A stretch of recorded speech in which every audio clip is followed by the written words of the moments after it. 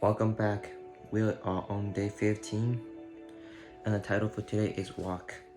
We'll be looking at Matthew chapter 16, verses 18 and 19, where it says, "And I tell you, you are Peter, and on this rock I will build my church, and the gates of hell shall not prevail against it.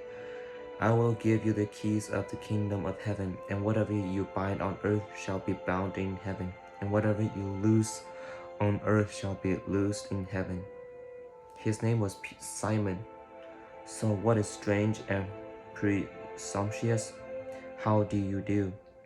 To be told your new name would be Peter." I'm sorry, what?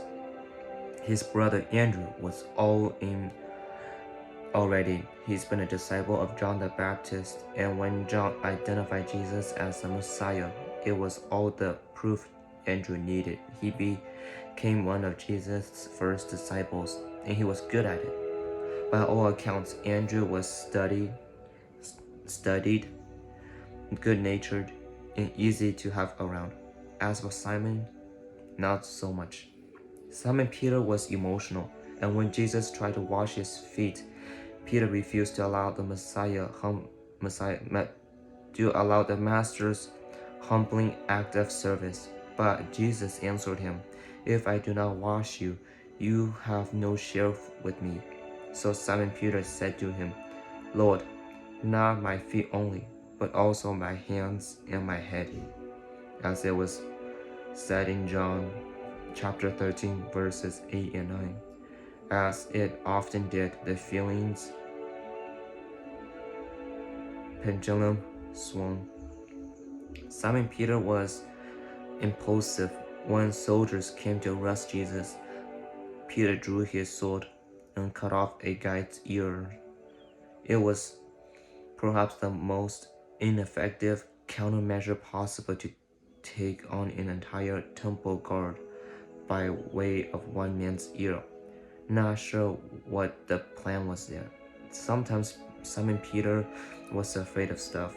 After Jesus' arrest, all of Peter's ear-cutting bravado vanished. To avoid being arrested, he denied even knowing Jesus. Not once, but 3 times, just as Jesus predicted he would.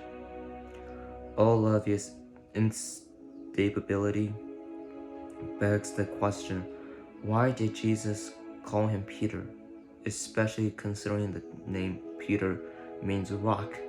The answer? Jesus makes us what we are not. Notice some correlation between pre-Jesus Peter and post-Jesus Peter.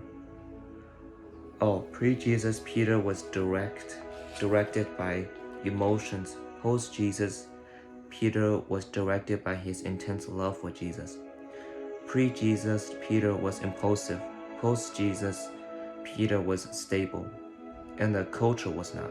Christianity was changing everything, and leading that charge required the ability to adjust, pivot, and respond to the Holy Spirit on the fly. Pre-Jesus, Peter was afraid. Post-Jesus, Peter was afraid of ever turning his back on Jesus again, therefore becoming fearless regarding everything else. And the same power that transformed the unruly fisherman is at work in all who believe. Jesus accepts us as we are, but he knows who we'll become by his power, and he is making us what we are not. So the prayer for today is, ask God to reveal a sinful part of you that you think is just the way I am, and ask him to make you something you're not. Here are reflection questions. What are your primary weaknesses? What are your primary weaknesses? In what ways have you seen God transform your heart and mind? In what ways have you seen God transform your heart and mind? Write down a weakness you want to turn into a strength and commit to praying for help and working on it. Write down a weakness you want to turn into a strength and commit to praying for help and working on it. And that will conclude our time for today.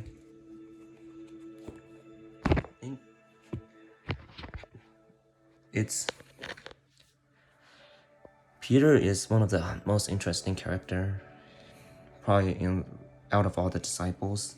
It just feels like he has the most transformation out of anybody else in that group of disciples, I feel like. And all that because of Jesus. How, again, like Jesus, when you get to know Jesus and submit your life to Jesus, it changes your life. And like, other people may not see the changes, but you like personally would feel the change. And I feel like you would feel pretty happy about. Obviously there's going to be a lot of challenges in life, but when you go through these challenges before Jesus, you are kind of like this desperate person of not knowing where to turn for help. But now, when you're right into trouble and submit your life to Jesus, you feel the sense of hope that Jesus has your back, that he will never leave you to face the struggles by yourself.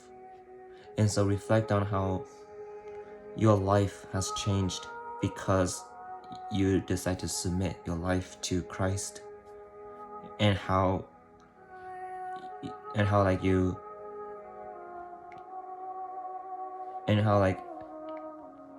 feel how you feel like Jesus has changed you in ways that makes you a better person.